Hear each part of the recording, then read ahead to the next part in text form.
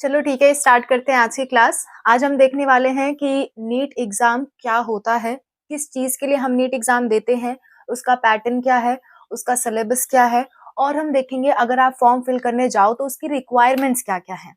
ये सारी चीज़ें आज की वीडियो में हम डिस्कस करने वाले हैं। ओके, आदत पड़ गई है क्लास बोलते हुए। तो आज की वीडियो में ये सारी चीज़ें हम डिस्कस करने वाले हैं।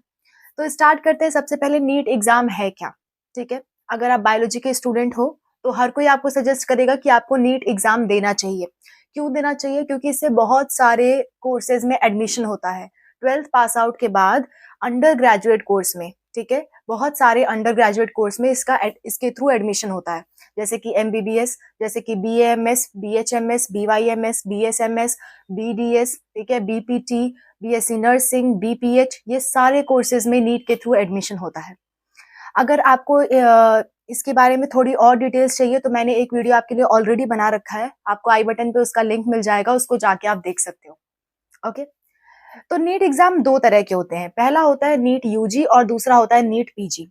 नीट यूजी जो होता है वो आपको देना है। अगर आप 12th पास आउट करके जा रहे हो तो आपको नीट यूजी का एग्जाम देना होता है, यानी कि अंडर ग्रेजुएट।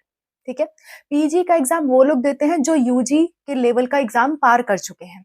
तो आपका काम है नीट यूजी एग्जाम देना और उसी के बारे में आज का हमारा डिस्कशन होगा। ओके। तो सबसे पहली बात क्या हो गई कि नीट का फॉर्म है क्या। दूसरी बात ये, नीट का फॉर्म की लास्ट डेट क्या है। फॉर्म आउट हो चुके हैं, आप फॉर्म फिलअप कर सकते हो। ओके। इसकी लास्ट डेट है आपकी 6 अप्रैल। 6 अप्रैल इसकी लास्ट डेट है। क्लियर? तो आप 6 अप्रैल से पहले ही फॉर्म फिलअप कर लेना, काफी पहले कर लेना, कम से कम 1 अप्रैल तक तो कर ही लेना आप फॉर्म फिलअप। अगर आपको देना है एग्जाम तो 1 अप्रैल तक आप फॉर्म फिलअप कर लेना। अब आप पूछोगे हमें एग्जाम देना चाहिए या नहीं देना चाहिए, तो मैं सजेस्ट करूंगी आपके अगर 70-80% से ऊपर आते हैं, आप पढ़ने में ठीक ठाक हो तो आप इस एग्जाम को दो। ठीक है। कम से कम नहीं एमबीबीएस मिलेगा तो अदर कोर्सेज भी हैं, उसमें आपका एडमिशन हो सकता है और वो भी बहुत अच्छे कोर्सेज हैं। ठीक है। तो 1 साल का ड्रॉप लेने से बेहतर है आप एक बार एग्जाम दे के देखो कैसा एग्जाम होता है, आपको थोड़ा सा कॉन्फिडेंस फील होगा। ओके। अच्छा, रिक्वायरमेंट्स की बात करते हैं। जब भी आप नीट का एग्जाम का फॉर्म फिलअप करने जाओगे तो उसके लिए क्या क्या आपको जरूरत लगेगी, क्या क्या आप अपने साथ ले जाओगे। पहली चीज, आपको फोटो क्लिक करवानी है। ठीक है। फोटो का व्हाइट बैकग्राउंड होना चाहिए, पीछे का जो बैकग्राउंड हो वो व्हाइट हो और फोटो के नीचे डेट लिखी होनी चाहिए जिस दिन आप फोटो क्लिक करवा रहे हो। नाम और डेट लिखा होना चाहिए। जैसे देखो, मैं आपको एक फोटोग्राफ स्क्रीन पे दिखा रही हूँ, ऐसी आपकी फोटो होनी चाहिए। ठीक है। और बैकग्राउंड पीछे व्हाइट होना चाहिए। क्लियर है? दूसरी बात अगर मैं कहूँ तो अगर आप किसी ओबीसी से, ईडब्ल्यूएस से, एससी एसटी कास्ट से बिलोंग करते हो तो आपके पास कास्ट सर्टिफिकेट होना चाहिए। ठीक है। जिसे जाति प्रमाण पत्र आप कहते हो, वो आपके पास होना चाहिए और वो अप्रैल 2022 तक का होना चाहिए, स्पेशली ईडब्ल्यूएस और ओबीसी वालों के लिए 2022 तक का होना चाहिए। ठीक है। आगे बढ़ते हैं कि अगर आपके डैड की, मॉम की इनकम वहां पे पूछी जाती है कि इनकम आपके डैड की सालाना इनकम क्या है। ठीक है। आपकी मॉम की सालाना इनकम क्या है, आपके डैड क्या करते हैं, मॉम क्या करते हैं, तो ये डिटेल्स थोड़ा अपने मम्मी पापा से पता करके फिर जाना, नहीं तो वहां रुक के पूछना पड़ता है। ठीक है। उसके बाद आधार कार्ड। आधार कार्ड अपने साथ ले जाना क्योंकि आधार कार्ड का नंबर आपका मांगता है। और आप अपना मोबाइल नंबर और ईमेल आईडी, ये दोनों अपने साथ लेकर के जाना क्योंकि उसी पे आपको ओटीपी मिलेगा। ठीक है। तो फॉर्म फिलअप करते हुए आपको एक ओटीपी मिलेगा आपके ईमेल आईडी और आपके फोन नंबर पे। तो ईमेल आईडी और फोन नंबर अपने साथ रखना। ठीक है। नेक्स्ट अगर मैं बात करूं तो इसका फॉर्म आप फिलअप किस वेबसाइट से करोगे, तो वेबसाइट है आपकी neet.nta.nic.in। ठीक है। आपको याद करने की जरूरत नहीं है। सिंपली आप क्या करोगे, गूगल पे जाओगे। मैं आपको बता देती हूँ, पूरी प्रोसेस आपको एक वीडियो में नजर आ रही होगी। मैं आपको बताती हूँ। सबसे पहले आप क्या करोगे, सबसे पहले आप गूगल पे जाओगे। ठीक है। गूगल पे जाने के बाद आप टाइप करोगे वहां पे नीट। देखो, सबसे पहले मेरे ऑप्शन था नीट एप्लीकेशन फॉर्म, तो मैंने वहां पे क्लिक कर दिया। फिर उसमें जो पहला ऑप्शन आपको दिख रहा है नीट यूजी 2023 रजिस्ट्रेशन वाला, इस पे आप क्लिक करोगे। ठीक है। अच्छा, यहाँ पे एक मैसेज पॉपअप हो रहा है, आपको ओके पे सिर्फ कर देना है और उसके बाद आपको डेस्कटॉप एनेबल कर देना है ताकि आपको पूरा व्यू अच्छे से मिले अगर आप मोबाइल से भर रहे हो तो। ठीक है। उसके बाद देखो, यहाँ पे एक न्यू रजिस्ट्रेशन का ऑप्शन है। न्यू रजिस्ट्रेशन के ऑप्शन पे आपको क्लिक करना है। ओके। क्लिक करोगे तो आपके सामने ये पूरा फेस आएगा और इसमें आपको हर चीज की डिटेल दे रखी है, कितना एप्लीकेशन फॉर्म में फीस लगेगा। तो जनरल में लग रही है 1700। ठीक है। और ईडब्ल्यूएस, ओबीसी वगैरह के लिए लग रही है 1600 और आपकी SC/ST के लिए आपका लग रहा है इससे थोड़ा कम, मैं देख नहीं पाई, आप देख लेना, ओके। इसके बाद नीचे एक ऑप्शन होगा क्लिक हेयर टू प्रोसीड, ठीक है। मैं देखो पहले ही क्लिक कर रही थी तो प्रोसीड नहीं हो रहा था। साइड में एक छोटा सा चेक बॉक्स है, उस पर क्लिक करने के बाद ही प्रोसीड आप कर पाओगे, ओके। तो साइड में एक बॉक्स है, उस पर क्लिक करोगे, उसके बाद आप आगे प्रोसीड कर सकते हो, ओके। देखो अब प्रोसीड का ऑप्शन आ गया। अब देखो आपके पास पूरा पेज आ गया सामने कि आपको अपनी अपनी डिटेल्स भरनी है, क्या क्या भरना है आपको। पहली चीज आपको अपना नाम, पापा का नाम, मम्मी का नाम, डेट ऑफ बर्थ, ठीक है। आपका जेंडर क्या है, मेल हो फीमेल हो, आपकी नेशनैलिटी क्या है, इंडियन हो कि नहीं, आधार कार्ड आपको भरना है, आधार कार्ड का नंबर भरना है, एड्रेस भरना है आपको, ठीक है। ये सारी चीजें आपको फिलअप करनी है। और लास्ट में नीचे एक सबमिट का ऑप्शन होगा, वो सबमिट पे आपको क्लिक कर देना है। एक और बात, जो भी आप डिटेल भर रहे हो ना, वो डिटेल आपकी 10th की मार्कशीट से होनी चाहिए, ओके। अच्छा, सबमिट पे क्लिक करने के बाद आपके पास एक और पेज खुलेगा जहां पे आपको और डिटेल भरनी होगी अपनी, ठीक है। आप पेपर किस मीडियम में देना चाहते हो, सेंटर कहाँ देना चाहते हो, ये सारी जगह से आपको भरनी पड़ेगी। फिर लास्ट में फी पेमेंट का ऑप्शन आ जाएगा, ओके। तो इतना सा काम आपको करना है, ये पूरा प्रोसीजर है नीट एप्लीकेशन फॉर्म भरने का, ओके। हाँ, सिग्नेचर भी अपलोड करना होता है, तो सिग्नेचर भी आप अपलोड कर पाओ, आप नहीं कर पाओ तो आप कैफे वालों के पास चले जाना, वो कर देंगे, ओके।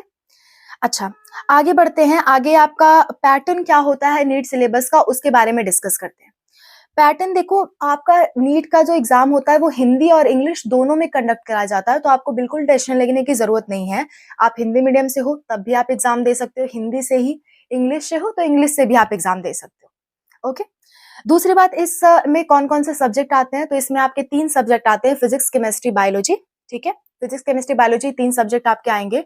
और 11th प्लस 12th दोनों का सिलेबस आपका आता है, ठीक है। एनसीईआरटी जो 11th और 12th में आपने एनसीईआरटी पढ़ी है, उसी का कंप्लीट सिलेबस आपसे पूछा जाता है, 11th और 12th दोनों का। फिजिक्स, केमिस्ट्री, बायोलॉजी तीनों सब्जेक्ट का 11th 12th दोनों पूछा जाता है आपसे, ओके। उससे ऑब्जेक्टिव क्वेश्चन पूछे जाते हैं, मतलब आपका एक क्वेश्चन के 4 मार्क्स आपको दिए जाएंगे, और अगर आप एक क्वेश्चन गलत करते हो तो आपको -1 मार्क्स दिया जाएगा, ठीक है, -1। और अगर आप क्वेश्चन छोड़ के चले आते हो तो आपको 0 मार्क्स मिलेंगे, ओके। तो अगर नहीं आते हैं क्वेश्चन तो छोड़ के चले आना, माइनस मत करना, ओके। देखो, नेक्स्ट आपको टाइम कितना मिलता है, पहले 3 घंटे का टाइम मिलता था, पर अब एनटीए ने टाइम बढ़ा दिया है, 3 घंटे 20 मिनट का आपको टाइम मिलता है। तो प्रॉपर टाइम है, आराम से आप पेपर को सॉल्व कर सकते हो। कितने क्वेश्चन होते हैं, 200 क्वेश्चन होते हैं, ठीक है। फिजिक्स के देखो टोटल 45 क्वेश्चन आपको करने होते हैं, दिए होते हैं टोटल आपको 50 क्वेश्चन, लेकिन 50 में से आपको 45 करने होते हैं। ऐसा ही केमिस्ट्री में भी होता है, केमिस्ट्री में 50 क्वेश्चन होते हैं, 50 में से 45 करने होते हैं। बायोलॉजी में 100 क्वेश्चन होते हैं, 100 में से आपको 90 क्वेश्चन करने होते हैं। यानी कि 200 क्वेश्चन होंगे और आपको 180 क्वेश्चन अटेंड करने होंगे, ठीक है। मैं आपको थोड़ी सी और डिटेल में बता देती हूँ कैसे सेक्शन डिवाइड किए जाते हैं। देखो, सबसे पहले फिजिक्स, फिजिक्स, केमिस्ट्री, बायोलॉजी में से कोई भी पहले हो सकता है, तो मैं फिजिक्स से स्टार्ट कर रही हूँ। मान लो आपके पेपर में फिजिक्स पहले है, ठीक है। तो फिजिक्स में 2 सेक्शन होंगे, ए सेक्शन, बी सेक्शन। ए वाले में आपको 35 क्वेश्चन दिए जाएंगे, वो आपको कंपलसरी है, करना ही करना है। उसमें से आप नहीं आता है तो छोड़ दो, बात अलग है, पर आपको करना है, छोड़ दोगे तो मार्क्स कटेंगे, ओके। उसके बाद फिर आपका बी सेक्शन होगा, जिसमें आपको 15 क्वेश्चन दिए जाएंगे और 15 में से आपको 10 करने रहेंगे, यानी कोई भी 5 आप छोड़ सकते हो उसमें से। ऐसा ही सेम टू सेम केमिस्ट्री में भी होता है, ए बी सेक्शन 35 क्वेश्चन दिए जाएंगे जो कि कंपलसरी होंगे, और 15 क्वेश्चन में से आपको 10 करने होंगे सेक्शन बी में। सेम टू सेम ऐसा बायोलॉजी में होता है, बायोलॉजी में 2 ब्रांच डिवाइड कर देते हैं, पहला बॉटनी, दूसरा जूलॉजी। बॉटनी में भी 35 आपको करने होंगे, 15 में से 10 आपको करना होगा सेक्शन बी में।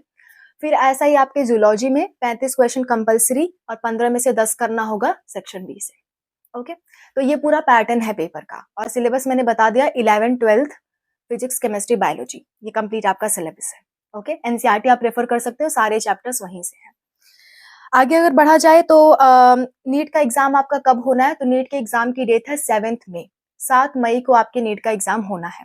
तो अगर इतने दिन में आप अच्छे से तैयार कर सकते हो, नहीं भी अच्छे से कर पाओ, अगर आपका बायोलॉजी एटलीस्ट तैयार है ना, अगर आपने 12th में बायोलॉजी अच्छे से पढ़ रखी है, तो मेरा सजेशन होगा आप जरूर नीट का फॉर्म भरो, ओके।